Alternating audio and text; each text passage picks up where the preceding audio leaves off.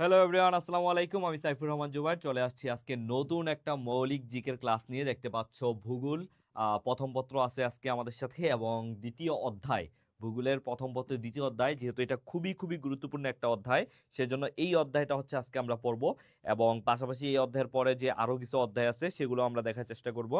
তো আমরা জানি যে গত বছর গুচ্ছতে ভূগোল থেকে দুইটা প্রশ্ন এসেছিল এবং মোটামুটি দুইটাই হচ্ছে ফার্স্ট পেপার থেকে এসেছিল। তো তারই ধারাবাহিকতায় আজকে আমরা হচ্ছে ভূগোলের প্রথম পত্রের দ্বিতীয় অধ্যায়টা পড়বো এবং ইনশাল্লাহ আমাদের যে গুচ্ছ কোর্স আছে সেখানে তোমরা যারা ভর্তি হবে তোমরা হচ্ছে বাকি ক্লাসগুলো পেয়ে যাবে, ঠিক আছে। আমাদের গুচ্ছ কোর্সে কিন্তু ভর্তি চলতেছে মাত্র 999 টাকায়। আর জিএসটি বুস্টার বইটাও হচ্ছে তোমরা চাইলে নিতে পারো। ওকে, তাহলে আমরা আর কোনো ফার্দার ডিলে ছাড়া আমরা হচ্ছে ক্লাসটা শুরু করে দিই। কারণ হচ্ছে গুচ্ছ ভর্তি পরীক্ষায় অন্যান্য সাবজেক্ট কোথা থেকে প্রশ্ন আসে আমি সবসময় বলি। তো আজকেও আমি হচ্ছে বলতেছি যে জিওগ্রাফি থেকে কিন্তু গত বছর দুইটা প্রশ্ন ছিল। আর নর্মালি জিওগ্রাফি থেকে প্রায় প্রতি বছরই দুইটা কোশ্চেন থাকে। তো চলো আজকে হচ্ছে আমরা এই প্রথম পত্রের দ্বিতীয় অধ্যায়, যেটাকে বলা হয়েছে পৃথিবীর গঠন, অধ্যায়টার নাম কি? পৃথিবীর গঠন। সে অধ্যায়টা আজকে আমরা পড়বো। ওকে, তাহলে দেখতে পাচ্ছি ভূ অভ্যন্তরে এখানে আমরা শুধুমাত্র তাই পড়বো যেগুলা পরীক্ষায় আসার মতো, ঠিক আছে। এখানে পুরো অধ্যায়টা পড়তে আই বেট তোমাদের মিনিমাম হচ্ছে 2 থেকে 2.5 ঘন্টা লাগতে পারে বা 2 ঘন্টা লাগতে পারে। তো এত কষ্ট করার দরকার নাই। এখানে আমি যা দিয়েছি সেগুলো যদি এক নজর ভালো করে আমার সাথে পড়ো তাহলে তোমার ক্লাসের পড়া কিন্তু ক্লাসই শেষ হয়ে যাবে। তোমরা একটু আমাকে কমেন্টে জানাও তোমরা কে কে গুচ্ছ ভর্তি পরীক্ষা দিবে এবং কারা কারা আজকের এই মানে হচ্ছে আমার আমার সাথে সবসময় ক্লাস করো। একটু জানিয়ে দাও তাহলে আমি বুঝতে পারবো যে পরবর্তীতে আরো বেশি ফ্রি ক্লাস আমার দেওয়া উচিত কিনা, ঠিক আছে। আর তোমরা অবশ্যই হচ্ছে ক্লাসটা শেয়ার করে দাও। সবাই সবাই একটু ক্লাসটা শেয়ার করে দাও আর হচ্ছে বন্ধুদেরকে মেনশন করে দাও যারা গুচ্ছতে ভর্তি পরীক্ষা দিবে। তো দেখো, প্রথমে এই যে আমাদের পৃথিবী, তাই না? আমরা জানি, আমরা ছোটবেলা পড়ছি পৃথিবী হচ্ছে ডিম্বাকার, পৃথিবী কমলা লেবুর মতো, পৃথিবী গোলাকার, আবার অনেকে বলে না পৃথিবী ফ্ল্যাট। যাই হোক, বিজ্ঞানীরা প্রমাণ করছে যে পৃথিবী হচ্ছে কাইন্ড অফ গোলাকার, ডিম্বাকৃতির বা কমলা লেবুর মতো। তাহলে এখন প্রশ্ন আসে না যে এই যে একটা পৃথিবী, আমরা তো পৃথিবীর ভিতরেও থাকি না, তাই না? এটা যদি হয় একটা পৃথিবী, ওয়েট, এই যে এইটা যদি হয় একটা পৃথিবী, তাহলে আমরা তো পৃথিবীর এই যে এখানেও থাকি না, এখানেও থাকি না, এখানেও থাকি না, এখানেও থাকি না। আমরা কোথায় থাকি? আমরা থাকি এই যে এই জায়গায়। এই জায়গায় হচ্ছে আমাদের গাছ, এই জায়গায় মানুষ, ঠিক আছে। এই জায়গায় হচ্ছে বড় বড় বিল্ডিং গুলা। তাহলে এই যে পৃথিবী এরকম এরকম ভাবে যে হচ্ছে ঘুরে, আবার পৃথিবীটা কিন্তু সবসময় এইরকমও থাকে না। পৃথিবীটা কিন্তু এই ভাব থেকে এইভাবে ঘুরে ঘুরে, তাহলে এই আমরা পড়ে যাই না কেন? পৃথিবীটা ঘুরলেও আমরা কেন এই জায়গা থেকে পড়ে যায় না, ছিটকে কেন পড়ে যায় না? আসলে এটা চুম্বক। বিজ্ঞানীরা প্রমাণ করছে এটা চুম্বক এবং হচ্ছে ত্বরণের অভিকর্ষ ত্বরণ সবকিছু মিলিয়ে আসলে। তো আমরা বিজ্ঞানে যাচ্ছি না, আমরা ভূগোলের মধ্যে থাকি। তো এই যে আমরা হচ্ছে পৃথিবীর কোথায় থাকি? আমরা থাকি পৃথিবীর বাহিরে। তাহলে এই যে বড় জায়গাটা, একটা গ্যাপ, এই গ্যাপটা আসলে কি? এখানে আসলে কি আছে, তাই না? এই প্রশ্নটা কি আমাদের মধ্যে আসে না? হ্যাঁ। তাহলে এই জায়গাটাকে বিজ্ঞানীরা 3 ভাগে ভাগ করছেন। হ্যাঁ, এই জায়গাটাকে বিজ্ঞানীরা 3 ভাগে ভাগ করছেন। এই যে এই জায়গাটাকে বলা হয় কেন্দ্রমণ্ডল। কি বলা হয়? এই জায়গাটাকে বলা হয় কেন্দ্রমণ্ডল। এবং এই জায়গাটা হচ্ছে সবচেয়ে বেশি কঠিন, মানে এটা কোনোভাবেই ব্যর্থ না। তুমি এত ডিপে কখনোই যেতে পারবা না। এত তো দূরের কথা, তুমি এখানেও যেতে পারবা না, ঠিক আছে।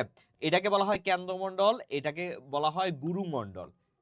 গুরুমণ্ডল। আর এই যে এই যে লেয়ারটা, এটাকে বলা হয় অশ্বমণ্ডল। এটাকে কি বলা হয়? অশ্বমণ্ডল, ঠিক আছে। তাহলে আমরা জানলাম কি ভূ অভ্যন্তর মানে হচ্ছে এই যে মাটির নিচে আমরা যদি খনন করি, তোমরা সুড়ঙ্গ মুভি দেখছো না? মাটির নিচে খনন করে। তো এরকম যদি আমরা পাইপ মানে হচ্ছে আমরা যদি নলকূপ বা বড় বড় বিল্ডিং এর জন্য দেখবা অনেক ভিতরে কিন্তু প্রবেশ করা হয়। তাহলে যত বেশি ভিতরে প্রবেশ করি ততই কিন্তু বেশি হচ্ছে শক্ত নুড়ি, তোমার হচ্ছে কি বলে পাথর, তারপর হচ্ছে বিভিন্ন জিনিস পাওয়া যায়। এর চেয়ে বেশি ডিপে আসলে যাওয়া যায় না। এটা কেন হয়? কারণ এই জায়গাটা তো প্রবেশ করা যাবেই না, এইখানেও অনেকটা জায়গা আসলে প্রবেশ করা যাবে না। তো এইবার আমরা হচ্ছে একটু পড়াশোনার মধ্যে ঢুকি। ওকে, আচ্ছা। দেখো, এইবার যদি আমরা দেখি যে এই যে ভূ অভ্যন্তর, এইটাকে 3টা স্তরে বিভক্ত। আমি জানি তোমাদের অনেকের জিওগ্রাফি নাই। আচ্ছা, জিওগ্রাফি নাই কাদের কাদের আমাকে একটু বলো তো। তোমরা কারা গুচ্ছতে ভর্তি পরীক্ষা দিবা কিন্তু তোমাদের ভূগোল নাই, ছিল না, ইন্টারে ছিল না? হ্যাঁ, তাহলে আমি আর একটু সহজভাবে পড়াবো। কারণ তুমি তো এটা পড়ো নাই, সো আমাকে একটু বিশ্লেষণ করে করে পড়াইতে হবে, কারণ এখান থেকে তো প্রশ্ন আসে, দুইটা প্রশ্ন আসে, সো তোমাকে একটু ভালো করে পড়তে হবে। তাহলে দেখো অশ্বমণ্ডল, প্রথমে আমরা দেখলাম অশ্বমণ্ডল। অশ্বমণ্ডল কোনটা? ওই যে পৃথিবীর উপরের অংশটা, এই যে এটা আমরা দেখছি পৃথিবীর এই যে উপরের যে অংশটা, এটাকে বলা হয় অশ্বমণ্ডল। দেখো পৃথিবীর উপরের কঠিন ও পাতলা শিলাস্তরকে অশ্বমণ্ডল বলা হয়, মানে নরমালি আমরা যেটাকে মাটি বলি সেটা হচ্ছে অশ্বমণ্ডল বলা হয়। অশ্ব তো কি? শিলা, তাই একে শিলামণ্ডলও বলা হয়। আর এই শিলা বা অশ্বমণ্ডল এটা কেমন? এটা হালকা উপাদান সমৃদ্ধ, এবং ভূত্বকের উপরের অংশে কোনটির পরিমাণ বেশি? সিলিকন। এই যে মাটি বা অশ্বমণ্ডল, এখানে সবচেয়ে বেশি যেটা পাওয়া যায় সেটা হচ্ছে সিলিকন। এটা পরীক্ষায় আসে, সবচেয়ে বেশি কোনটা পাওয়া যায়? সেটা হচ্ছে সিলিকন। ঠিক আছে, তারপরে দেখো এই ভূত্বকের গড় গভীরতা, এটাও আসে। ভূত্বকের গড় গভীরতা হচ্ছে 17 কিলোমিটার। 17 কিলোমিটার হচ্ছে ভূত্বকের গড় গভীরতা।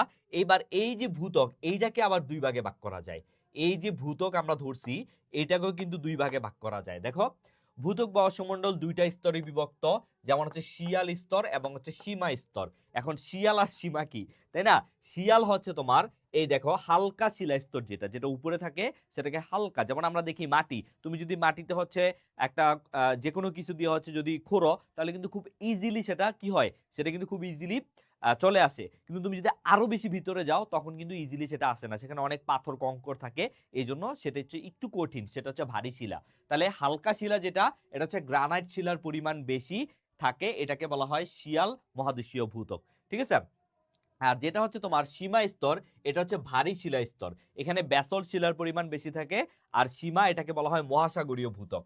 সীমাকে বলা হয় সিলিকন এবং ম্যাগনেসিয়াম, এটা হচ্ছে মহাসাগরীয় ভূত্বক। ঠিক আছে, এটা হচ্ছে সিলিকন এবং অ্যালুমিনিয়াম, আর এটা হচ্ছে সিলিকন এবং ম্যাগনেসিয়াম। ঠিক আছে, তাহলে শিয়াল ও সীমা স্তরের মাঝে একটা বিযুক্তি, মানে এই যে ধরো এই যে পৃথিবীটা আমি এখানে দেখাইছি, এটার এই ধরো হচ্ছে এই যে এতটুকু, এতটুকু হচ্ছে আমার কি, এতটুকু ধরো শিয়াল, আর তারপরে এই এতটুকু ধরো হচ্ছে সীমা। ঠিক আছে, এই যে শিয়াল আর সীমার যে মাঝখানে রেখাটা, এটাকে বলা হয় কনরাড বিযুক্তি রেখা। কনরাড বিযুক্তি রেখা। ঠিক আছে, তাহলে এটাকে বলা হয় কনরাড বিযুক্তি রেখা। শিয়াল এবং সীমার মধ্যে কোন রেখাটা অবস্থান করে, সেটা হচ্ছে কনরাড বিযুক্তি রেখা। ওকে, তাহলে এটা গেল। এইবার আমরা দেখব গুরুমণ্ডল। এইবার আমরা হচ্ছে দ্বিতীয় যে স্তরটা, অশ্বমণ্ডল, গুরুমণ্ডল, কেন্দ্রমণ্ডল। এবার আমরা দেখব দ্বিতীয় স্তরটা, অশ্বমণ্ডল। ঠিক আছে, সরি গুরুমণ্ডল। দেখো গুরুমণ্ডল নিয়ে বলা হয়েছে যে গুরুমণ্ডলটা দুই ভাগে বিভক্ত। এই যে দেখো কেন্দ্রমণ্ডলের উপরিভাগ থেকে ভূত্বকের নিচু পর্যন্ত, মানে হচ্ছে অশ্বমণ্ডলের আগ পর্যন্ত, তাহলে দুই ভাগে বিভক্ত। একটা হচ্ছে বহিগুরুমণ্ডল, একটা হচ্ছে অন্তঃগুরুমণ্ডল। ওই যে আগেরটা শিয়াল এবং সীমার মতো। তাহলে এখানে আপেক্ষিক গুরুত্ব 4 থেকে 6 গুণ, মানে তোমার হচ্ছে ওই যে কিসের তুলনায়, ওই যে অশ্বমণ্ডলের তুলনায় এটা 4 থেকে 6 গুণ ভারী, মানে শক্ত। এখানে কি কি আছে? এখানে ক্রোমিয়াল আছে, এখানে লোহা আছে, নিকেল আছে, সিলিকন আছে, ম্যাগনেসিয়াম আছে, এগুলা সব দিয়ে গঠিত। এবং প্রশ্ন আসে যে কোন জায়গাটা থেকে আসলে আগ্নেয়গিরির অগ্নুৎপাত ঘটে। তাহলে এই বহিগুরুমণ্ডল যেটা, সেখান থেকেই কিন্তু হচ্ছে, বা এই গুরুমণ্ডল থেকেই কিন্তু অ্যাকচুয়ালি আগ্নেয়গিরির অগ্নুৎপাতটা ঘটে। আমরা দেখি না আগ্নেয়গিরির অগ্নুৎপাত হয় একদম এই যে এইরকম, একদম এইরকম ভাবে হচ্ছে মাটির ভিতর থেকে এক ধরনের লাভা বের হয়। তাহলে এটা আসলে কেন? এটা চাপের কারণে ভিতরের যেই লাভাগুলা সেগুলো উপরে চলে আসে। ঠিক আছে, সেটা হচ্ছে আগ্নেয়গিরির অগ্নুৎপাত। তাহলে সিলিকন ও ম্যাগনেসিয়ামের আধিক্য থাকার কারণে এই স্তরটা কি নামে পরিচিত? এই যে এই স্তরটি সীমা, সীমা নামে পরিচিত। আচ্ছা, আমি একটু যদি ছোট করি, সীমা নামে পরিচিত। আচ্ছা, তারপরে দেখো অশ্বমণ্ডল গুরুমণ্ডল বিচ্ছেদকারী স্তরকে বলা হয় মোহবিযুক্ত রেখা। তাহলে আগেরটা আমরা দেখছি কনরাড, শিয়াল এবং সীমা, আর এটা অশ্বমণ্ডল এবং গুরুমণ্ডল, এটা হচ্ছে মোহবিযুক্ত রেখা। তাহলে উপরেরটা হচ্ছে কনরাড, দ্বিতীয়টা হচ্ছে মোহবিযুক্ত রেখা। ঠিক আছে, এই দুইটা আমরা মনে রাখবো। তারপরে আমরা চলে আসি কেন্দ্রমণ্ডল, যেটা হচ্ছে সবচেয়ে সবচেয়ে ভারী, এবং এইখানে কিছু বেশি কোশ্চেন আসে। দেখো কঠিন ও ভারী উপাদান দ্বারা সমৃদ্ধ স্তর কোনটা? অবশ্যই কেন্দ্রমণ্ডল। তারপরে কেন্দ্রমণ্ডলের ব্যাসার্ধ কত? 3486 কিলোমিটার, এটা পরীক্ষা আসে। কেন্দ্রমণ্ডলের ব্যাসার্ধ আমরা জানি কি, ব্যাসার্ধ কি, এই যদি হয় একটা বৃত্ত, আর এই বৃত্ত ঠিক মাঝখান দিয়ে যেই রেখাটা এতটুকু হবে, এই পুরাটা গেলে হচ্ছে এটাকে বলা হয় ব্যাস। আর ব্যাসের অর্ধেক কি? ব্যাসের অর্ধেক হচ্ছে ব্যাসার্ধ। যেমন এটা হচ্ছে একটা ব্যাসার্ধ, আর এইটা হচ্ছে একটা ব্যাস। ঠিক আছে, তার মানে এই কেন্দ্রমণ্ডলের যে ব্যাসটা, ব্যাসার্ধটা, সেটা এখানে বলছে যে ব্যাসার্ধ 3486 কিলোমিটার। ঠিক আছে, প্রায় 36। আচ্ছা, অংশ দুইটা, একটা মূল উপাদান দেখো নিকেল ও লোহা, এটার এটার মূল উপাদান কি? নিকেল ও লোহা। তাহলে আসতে পারে কেন্দ্রমণ্ডলের মূল উপাদান আসলে কি? নিকেল এবং হচ্ছে লোহা। পারদ ও সীসার মতোই ভারী ধাতুও পাওয়া যায় এখানে। যাই হোক, তবে এটা হচ্ছে বেশি গুরুত্বপূর্ণ। এবার আসো গুরুমণ্ডল ও কেন্দ্রমণ্ডলকে বিভক্তকারী রেখা হচ্ছে আবার গুটেনবার্গ বিযুক্তি রেখা। প্রথমে আমরা পাইলাম কি? কনরাড বিযুক্তি রেখা, যেটা শিয়াল সীমা। তারপরে আমরা পাইলাম বহি গুরুমণ্ডল, সেটা আমরা পাইলাম মোহ বিযুক্ত রেখা। এইবার আমরা পাচ্ছি বহি কেন্দ্রমণ্ডল আর গুরুমণ্ডল আর কেন্দ্রমণ্ডলকে, সরি এটা হচ্ছে গুরুমণ্ডল কেন্দ্রমণ্ডল, সেটা হচ্ছে গুটেনবার্গ বিযুক্তি রেখা। তাইলে কনরাড মোহবিযুক্ত রেখা, তারপর হচ্ছে গুটেনবার্গ বিযুক্ত রেখা, এইভাবে একটু মনে রাখবা, কারণ এগুলো একটু গুরুত্বপূর্ণ। ঠিক আছে, ওকে। তোমরা কি আমাকে জানাইছো কমেন্টে? আমি তো তোমাদের কমেন্ট দেখতে পাচ্ছি না, মেবি।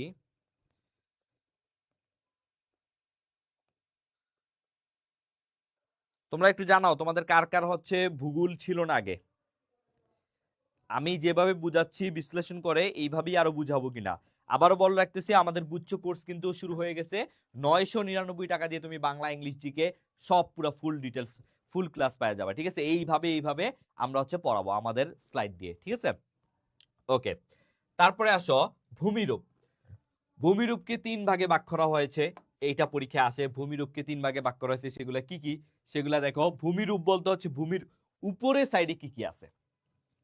এতক্ষণ আমরা দেখছি ভূ অভ্যন্তর, মানে মাটির ভিতরে যেই 3টা ভাগ সেটা দেখছি। এবার আমরা দেখবো মাটির উপরে যে ভাগগুলা। ঠিক আছে, তাহলে দেখো ভূমিরূপ, ভূমিরূপকে 3 ভাগে ভাগ করা হয়েছে। ঠিক আছে, যেমন প্রথমে আমরা দেখবো পর্বত। এই পর্বত থেকে বেশি প্রশ্ন আসে। আসলে পর্বত কাকে বলে? পর্বত কাকে বলে, তাই না? ভূপৃষ্ঠের অতি উচ্চ, সুবিস্তৃত এবং খাড়া ঢাল বিশিষ্ট যেই শিলা স্তর, সেটাকেই বলা হয় পর্বত। এখন তুমি বলো ভাইয়া পর্বত এটা বুঝলাম, তাহলে পাহাড় কি? অ্যাকচুয়ালি দুইটা কাছাকাছি জিনিস, তবে 600 থেকে 1000 মিটার যেটার উচ্চতা, সেটাকে বলা হয় পাহাড়। আর এই 1000 মিটার বেশি যেগুলা, মানে 1000 প্লাস, ধরো 1001 মিটার, 1002 মিটার, 1200 মিটার, সেগুলো হচ্ছে তোমার কি? সেগুলো হচ্ছে পর্বত। ঠিক আছে, পাহাড়ের উপরেই দেখবা যেগুলো অতি উচ্চ, সুবিস্তৃত, খাড়া ডাল বিশিষ্ট, সেগুলো হচ্ছে পর্বত, মানে 1000 মিটারের উপরে যেগুলো বেশি। তাহলে 600 থেকে 1000 মিটার পাহাড়, আর তার বেশি হইলে সেটা পর্বত। ঠিক আছে, এবার এই গঠন প্রকৃতির উপর ভিত্তি করে পর্বতকে আবার 5টা ভাগে ভাগ করছে। খুবই গুরুত্বপূর্ণ। সবাই একটু কমেন্টে লেখো তো যে পর্বতকে 5 ভাগে ভাগ করা হয়েছে। এখানেই বেশি কোশ্চেনটা আসে, পর্বতকে 5 ভাগে ভাগ করা হয়েছে। সবাই একটু কমেন্টে লেখো। হ্যাঁ, বন্ধুদেরকে একটু মেনশন করে দাও। পর্বতকে 5 ভাগে ভাগ করা হয়েছে। দেখো, প্রথমটা আমরা দেখব ভঙ্গিল বা ভাস পর্বত। এখানে আমাদের অনেক বেশি জানতে হবে না, শুধু জানতে হবে যে এগুলা কেমন। যেমন এই যে এশিয়ার হিমালয়, তারপরে হচ্ছে ইউরোপের আলপস পর্বত, তারপরে উত্তর আমেরিকার রকি পর্বত, দক্ষিণ আমেরিকার আন্দিস পর্বত, এগুলো হচ্ছে এই ভঙ্গিল বা ভাস পর্বতের উদাহরণ। এখানে ইন ডিটেলস তোমার কাছে জানতে চাইবে না, তুমি তো এখানে মাত্র একজন মানে হচ্ছে এডমিশন দিবা, এখানে তো তোমার আর বিস্তৃত বর্ণনা করে লেখার কিছু নাই। তারপরে দেখো চ্যুতি স্তূপ পর্বত, এটার উদাহরণ কি? এখানে অত কিছু দেখা লাগবে না, শুধু দেখবা জার্মানির ব্ল্যাক ফরেস্ট দেখবা, আর হচ্ছে এই একটা দেখলেই হবে। তারপরে ল্যাকোলিথ পর্বত কোনটা? দেখো, জমাট ম্যাগমা দ্বারা গঠিত পর্বতকে গম্বুজ বা ল্যাকোলিথ পর্বত বলা হয়।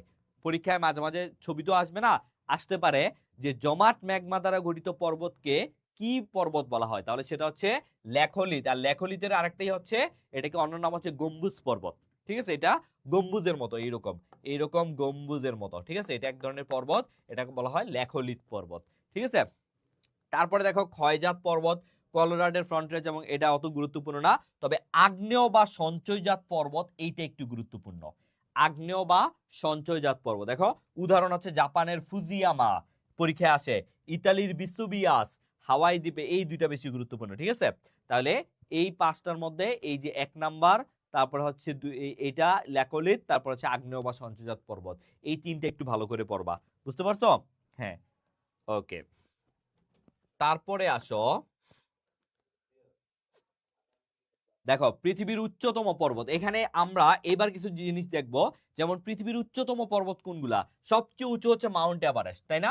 যেটা হচ্ছে হিমালয়, মাউন্ট এভারেস্ট যেটা হচ্ছে হিমালয়ের। তারপর পৃথিবীর বড় খাত, সবচেয়ে বড় খাত কোনটা?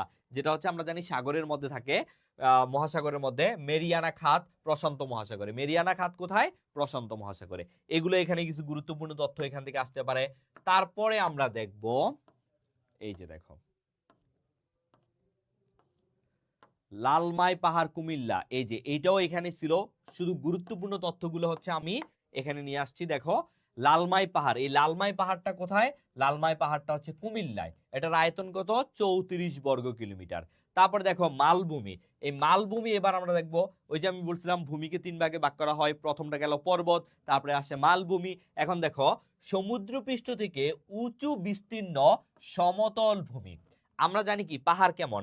পাহাড় হচ্ছে তোমার এই যে এরকম, এরকম, হ্যাঁ এরকম পাহাড়, এরকম হচ্ছে পাহাড় ধরো, বা এরকমই ধরো পাহাড়। আর এই মালভূমিগুলো কেমন? মালভূমিগুলো হচ্ছে তোমার এই যে এরকম, ধরো এটা একটা পাহাড়, তারপরে এটা একটা পাহাড়, আর এইটাও একটা পাহাড়, তবে এটার উপরটা হচ্ছে একটু কি, এটার উপরটা হচ্ছে একটু সমতল। এটাকে বলা হয় সমতল ভূমিকে মালভূমি বলা হয়। উচ্চ বিস্তীর্ণ সমতল ভূমিকে মালভূমি বলা হয়। তবে যেইটা গুরুত্বপূর্ণ প্রশ্ন আসে, বাংলাদেশে নিচের কোনটা নেই?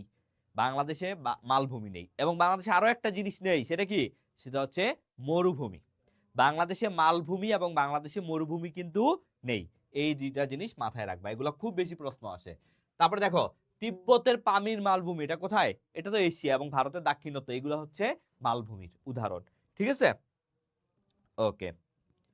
তারপরে দেখো সমভূমি, আরেকটা কি? আরেকটা হচ্ছে সমভূমি। দেখো প্রশস্ত ও বিস্তীর্ণ সমতল ভূভাগকে সমতল ভূমি বলে, যেমন কানাডার দক্ষিণ আলবার্টা। এই যে আমরা সমভূমিতে বসবাস করতেছি না, আমরা তো অবশ্যই, আমরা কি পাহাড়ের উপরে যা বসবাস করি? না, আমরা সমভূমিতে বসবাস করি।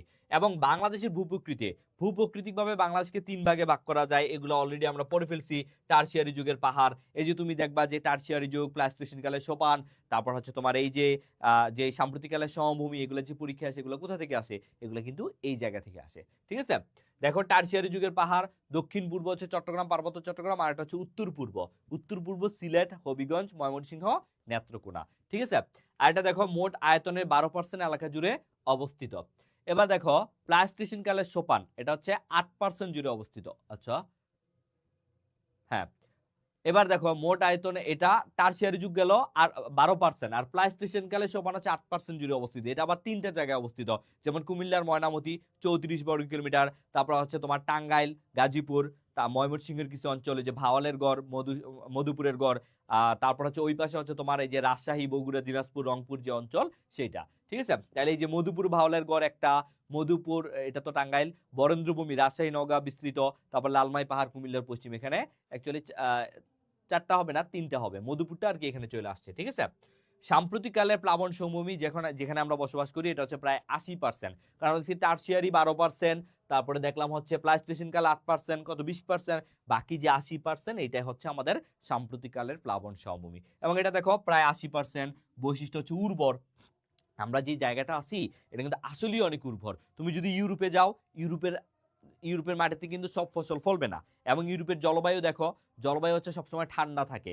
তারপরে তুমি যদি হচ্ছে আবার আফ্রিকার একদম এই যে মাঝখানে নিরক্ষীয় রেখায় যাও, হ্যাঁ তুমি যদি হচ্ছে ইয়েতে যাও, ইকুয়েডরে যাও, সেখানে প্রচুর গরম, তাই না? তাহলে সেখানে কিন্তু সব ফসল জন্মে না। কিন্তু আমরা যে জায়গাটায় আছি, আমাদের আবহাওয়া নাতিশীতোষ্ণ, আমাদের জলবায়ু খুব সুন্দর, মানে আমাদের এখানে কিন্তু তুমি যে কোনো জায়গায় একটা আম খেয়ে সেটার বীজটাও যদি ফালাও, দেখবে কিছুদিন পরে গাছ হয়ে গেছে। এবং এত সুন্দর মাটি বা এত সুন্দর মানে হচ্ছে আবহাওয়া কিন্তু সব জায়গায় হয় না। কোথাও দেখবা বছরের হচ্ছে 8 মাস 9 মাসই ঠান্ডা থাকে, আবার কোথাও দেখবা 8 থেকে 9 মাসই গরম থাকে। ঠিক আছে, কিন্তু আমাদের এখানে কিন্তু একটা স্টেবল ওয়েদার, যেখানে হ্যাঁ মাঝে মাঝে গরম পড়ে, আবার শীতও পড়ে, কিন্তু এটা কিন্তু একটা স্টেবল, মানে এটার জন্য আমাদের খুব একটা বেশি সমস্যা হওয়ার কথা না। ঠিক আছে, তো বৈশিষ্ট্য হচ্ছে উর্বর, প্লাইস্টোসিন টারশিয়ারি অঞ্চল ছাড়া বেশি সব অঞ্চল আছে। ঠিক আছে, ওকে। তারপরে যদি আমরা দেখি,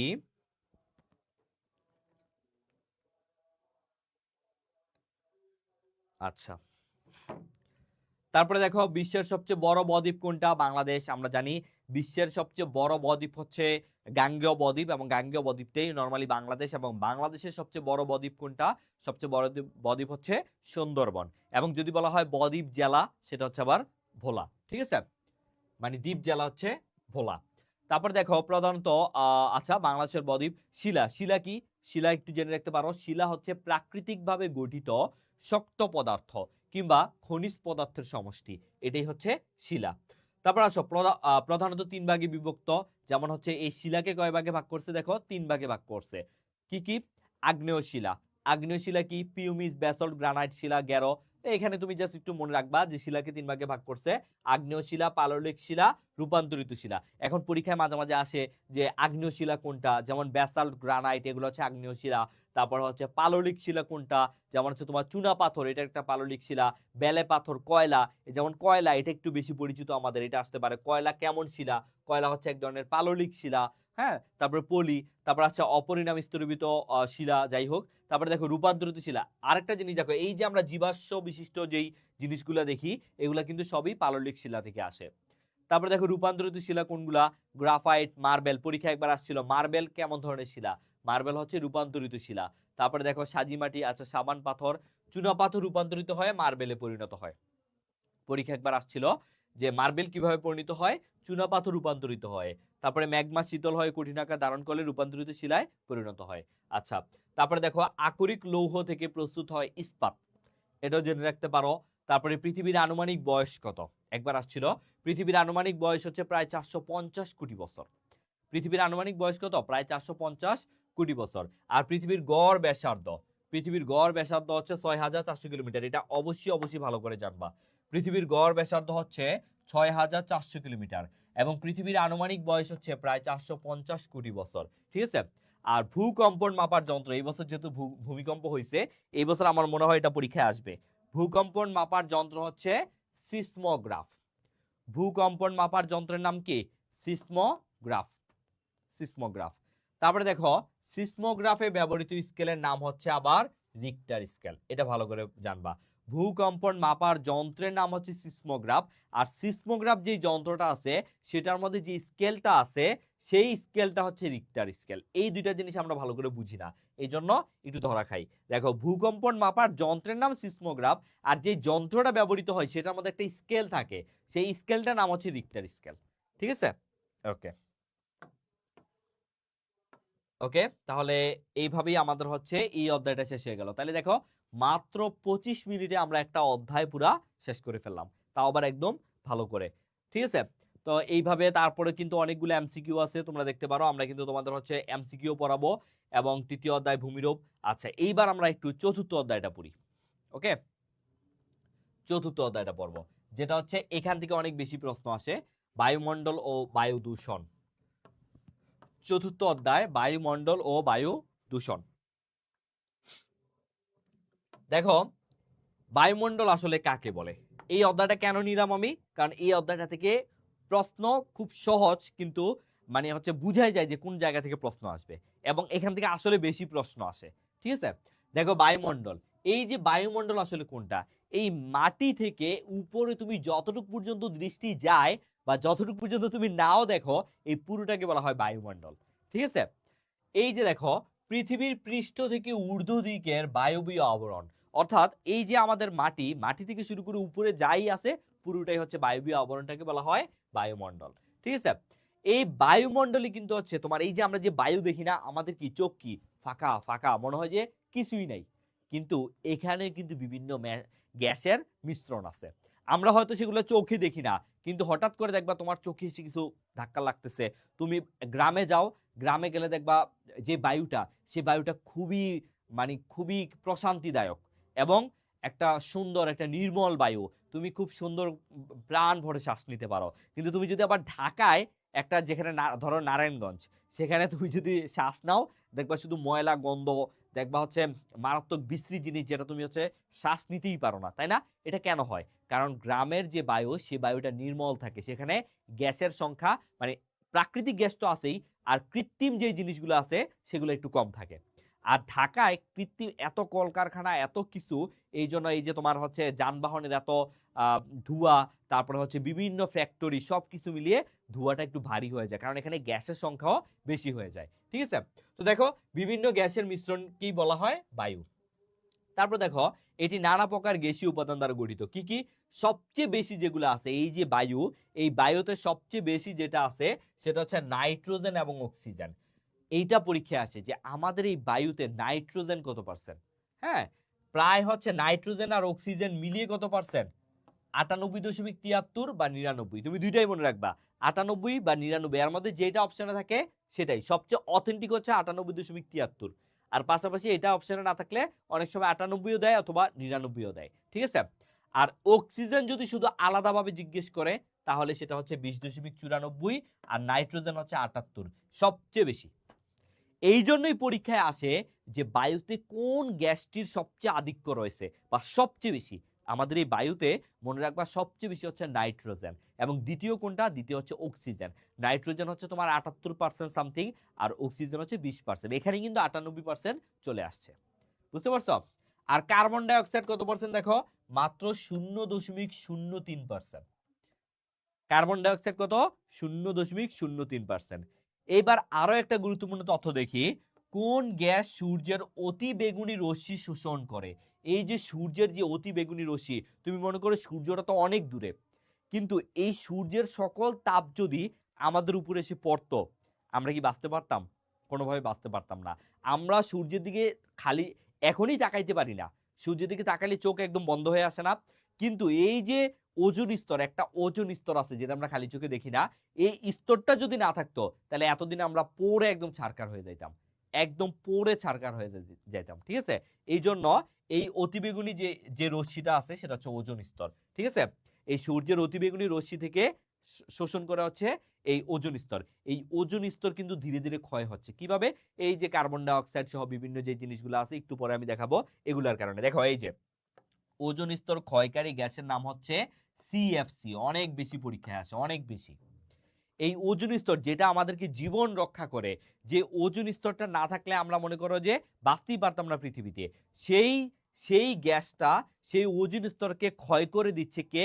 সিএফসি। এই সিএফসির কারণে দিন দিন গরম বৃদ্ধি পাচ্ছে, সূর্যের অতিবেগুনি রশ্মি বেশি করে পৃথিবীতে প্রবেশ করছে। আর এই সিএফসির ফুল নাম কি? ক্লোরোফ্লোরোকার্বন। সিএফসির ফুল নেম কি? ক্লোরোফ্লোরোকার্বন। ক্লোরোফ্লোরোকার্বন এটা হচ্ছে এই সূর্যের ওজোন স্তরকে ক্ষতি করতেছে, ঠিক আছে। তারপর দেখো বায়ুমণ্ডল, আচ্ছা বায়ুমণ্ডল, সমমণ্ডল, বিষমণ্ডল বিভক্ত। আচ্ছা এবার দেখো বায়ুমণ্ডলের উপাদান 3 ভাগে বিভক্ত। কি কি? গ্যাসীয় উপাদান, জলীয় বাষ্প, ধূলিকণা। গ্যাসীয় উপাদানগুলো আমরা দেখলাম, nitrogen, oxygen, carbon dioxide, CFC এগুলা। আর জলীয় বাষ্প কোনগুলা? জলীয় বাষ্প তো আমরা জানি যে ওই যে বিভিন্ন মহাসাগর, তারপর সাগর, তারপর হচ্ছে তোমার পুকুর থেকে যেই সূর্যের টানে যে হচ্ছে বায়ুগুলো উঠে সেটা হচ্ছে জলীয় বাষ্প, এবং সর্বশেষ ধূলিকণা। এই তিনটা মিলিয়ে হচ্ছে আমাদের এই বায়ুতে আছে, ঠিক আছে। বায়ুমণ্ডলের স্তরবিন্যাস দুভাগে বিভক্ত, একটা হচ্ছে তাপমাত্রা তারতম্য আর একটা হচ্ছে রাসায়নিক গঠন। এখানে একটা ভুল করবা তোমরা, আমি একটু সতর্ক করে দিচ্ছি। দেখো এটাকে বলা হয় বায়ুমণ্ডলের স্তরবিন্যাস কয় ভাগে বিভক্ত? 2 ভাগে বিভক্ত। এবার তাপমাত্রা তারতম্য অনুসারে বায়ুমণ্ডলের স্তরকে 5 ভাগে ভাগ করা হয়েছে। অনেকে না বুঝে কি করে বায়ুমণ্ডলের স্তরবিন্যাস বলতে 5 ভাগে বুঝায়, বাট এটা আসলে না। বায়ুমণ্ডলের স্তরবিন্যাস 2 ভাগে গঠিত, একটা তাপমাত্রা তারতম্য আর একটা হচ্ছে রাসায়নিক গঠন। তার মধ্যে যেটা তাপমাত্রা তারতম্য সেইটাকে আবার 5 ভাগে ভাগ করা হয়েছে, ঠিক আছে। দেখো খুবই খুবই গুরুত্বপূর্ণ। এবার যে জিনিসগুলো পরীক্ষায় আসে সেগুলো আমরা দেখতে যাচ্ছি। প্রথমত হচ্ছে ট্রপোস্ফিয়ার বা ঘনমণ্ডল। এই আমি একটু জাস্ট কোথায় দেখাবো, এই যে দেখো এটা হচ্ছে আমাদের ভূপৃষ্ঠ। এইখান থেকে এই 18 কিলোমিটার উপরে তুমি যতটুকু পর্যন্ত যাও, 18 কিলোমিটার, কত? এই 18 কিলোমিটার, এই 18 কিলোমিটার পর্যন্ত হচ্ছে এই ভূপৃষ্ঠ সংলগ্ন স্তর। মানে এইখানে মানুষ থাকে, এখানে বিল্ডিং থাকে, এখান দিয়ে হচ্ছে তোমার কি হয়? মানুষ সহ সকল প্রাণীর বসবাস। দেখছো? তাহলে পরীক্ষায় আসবে যে মানুষ সহ সকল প্রাণীর বসবাস কোন স্তরে? সেটা হচ্ছে এই ট্রপোস্ফিয়ারে, এবং এটা উচ্চতা কত? 0.18 কিলোমিটার পর্যন্ত। এবার দেখবো ট্রপোস্ফিয়ারের পরে স্ট্রাটোস্ফিয়ার। এখান থেকে কিন্তু প্রচুর প্রশ্ন আসে, দেখো। এবং দেখো এইটাই কিন্তু জেট বিমান চলাচল করে, অনেক বেশি এই প্রশ্নটা হয় যে জেট বিমান চলাচল করে কোন স্তরে? কোন স্তরে? দেখো জেট বিমান চলাচল করে কোন স্তরে? তাহলে আমি একটু ছোট করে দেখাই তাহলে যাতে সবগুলা দেখাইতে পারবো। আচ্ছা এইভাবে দেখাই, হ্যাঁ। দেখো এই যে আমরা দেখলাম এটা হচ্ছে আমাদের শূন্য বা হচ্ছে ভূপৃষ্ঠ। এটা কি? ভূপৃষ্ঠ। এখান থেকে এই যে আমরা দেখলাম এইটা হচ্ছে আমাদের 18 কিলোমিটার। কত? 18 কিলোমিটার। এবং এইটা হচ্ছে আমাদের কি? ট্রপোস্ফিয়ার। ট্রপোস্ফিয়ার। এটা 18 কিলোমিটার। এবং এইখানে কিন্তু মানুষ বসবাস করে। কারা বসবাস করে? আমি লিখে দিচ্ছি। এই যে এখানে কারা বসবাস করে? এখানে হচ্ছে মানুষ বসবাস করে। এখানে জেট বিমান চলাচল করে। জেট বিমান চলাচল করে। তারপরে দেখো বায়ুমণ্ডলের এই স্তরে ঝড় বৃষ্টি বর্জ্য বিদ্যুৎ হয়। উচ্চতা বৃদ্ধির সাথে তাপের হ্রাস হয়। তার মানে যেইখানে মানুষ বসবাস করে সেখানেই তো ঝড় বৃষ্টি বর্জ্য বিদ্যুৎ হবে, তাই না? তাহলে এটা হচ্ছে এখানে। তারপর দেখো স্ট্র্যাটোস্ফিয়ার। স্ট্র্যাটোস্ফিয়ারটা আমি আবার অন্যটা দিয়ে দেখাই। এই যে দেখো, এই যে স্ট্র্যাটোস্ফিয়ার, এটার নাম কি? এটা হচ্ছে স্ট্রাটো। স্ট্রাটো দেখো, স্ট্র্যাটোস্ফিয়ার বা শান্ত মণ্ডল, এটা হচ্ছে এটি ওজোন স্ফিয়ার 20 থেকে 60 কিলোমিটার ও মেসোস্ফিয়ার দুই ভাগে বিভক্ত। ওজোন স্তরের তাপমাত্রা, আচ্ছা ওজোন স্তর হলো পৃথিবীর সৌরপদ্মা। এই যে এইটা হচ্ছে কত? 20 থেকে ওভারঅল হচ্ছে 60 কিলোমিটার। এটার ওভারঅল 60 কিলোমিটার মেসোস্ফিয়ার। আচ্ছা, এটার ওভারঅলটা এখানে নাই, যাই হোক। তো এইটা হচ্ছে আরো বেশি। তারপরে দেখো থার্মোস্ফিয়ার বা তাপমণ্ডল, এইটাকে বলা হয় এখানে সূর্যের তাপ বেশি। তাহলে সূর্যের তাপ সবচেয়ে বেশি কোথায়? এই থার্মোস্ফিয়ারে। এবং এই স্তরকে আয়নোস্ফিয়ারও বলা হয়। আর বেতার তরঙ্গ প্রতিফলিত হয় এখান থেকে। পরীক্ষায় প্রশ্ন আসে বেতার তরঙ্গ প্রতিফলিত হয় কোথায়? এই তোমার হচ্ছে আয়নোস্ফিয়ারও বলতে পারে বা থার্মোস্ফিয়ারও বলতে পারে।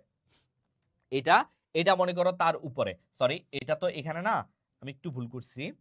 দেখো কিভাবে মুছবো। এই যে এটা হচ্ছে মনে করো এই জায়গা থেকে শুরু অ্যাকচুয়ালি। এই যে দেখো, এটা হচ্ছে এতটুকু না, তারপরে এতটুকু এটা, তারপরে এটার উপরে হচ্ছে আবার থার্মোস্ফিয়ার, এটার উপরে হচ্ছে আবার থার্মোস্ফিয়ার, এটা হচ্ছে থার্মোস্ফিয়ার। আর এটা তো হচ্ছে তোমার ওই যে স্ট্র্যাটোস্ফিয়ার। এটা কি? এটা হচ্ছে স্ট্র্যাটোস্ফিয়ার। তার উপরে আবার হচ্ছে তোমার এক্সোস্ফিয়ার।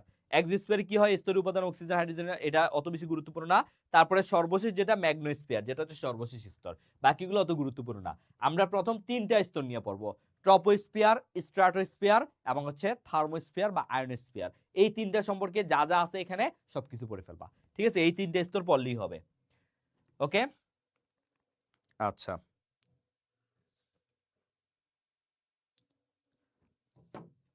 ওকে, তারপরে যদি দেখি আমরা, এই তো তাহলে ক্লোরোফ্লোরোকার্বনটা কি একটু দেখো।